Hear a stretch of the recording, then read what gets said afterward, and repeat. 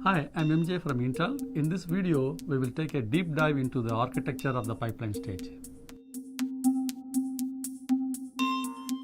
To take advantage of the current superscalar processor architecture, data level parallelism is key.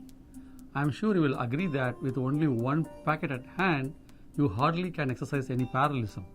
With only one packet, you will sequentially build dependency and end up waiting. This is no different than an effective scheduler. What good is a scheduler if it has only one task and if that one task was waiting? Similarly, if you hit dependency with the current working set, you need to be able to work with other ready sets. For that, you first have to have other sets in the hopper.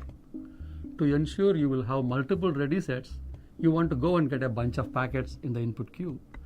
The key takeaway from the scheduler analogy of packets to tasks is that we need to fetch a bunch of packets. Thus, as you see here, you will have packets 0 to 9 all fetched once.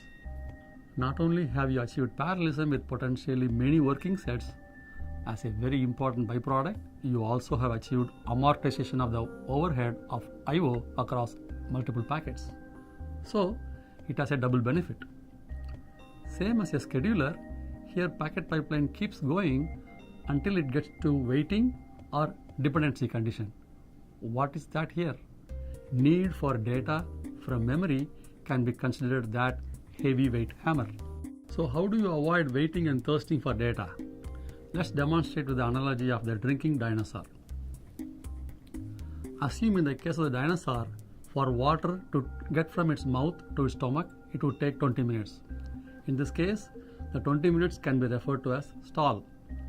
If it starts drinking water after it already feels thirsty, the dinosaur is going to be staying thirsty for at least 20 minutes.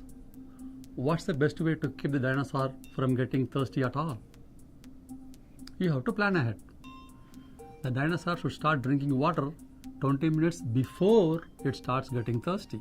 That way, it avoids a stall. Now, that is a scheduling point or the breaking of the pipeline stage. Instead of really issuing that read, which will introduce a stall because of waiting for data, pipeline issues a heads up to the memory controller, which is not a data dependent read but just a prefetch hint. Thus, for example, when a packet being processed needs packet metadata, say for packets 8 and 9 in the picture, the pipeline issues a prefetch hint.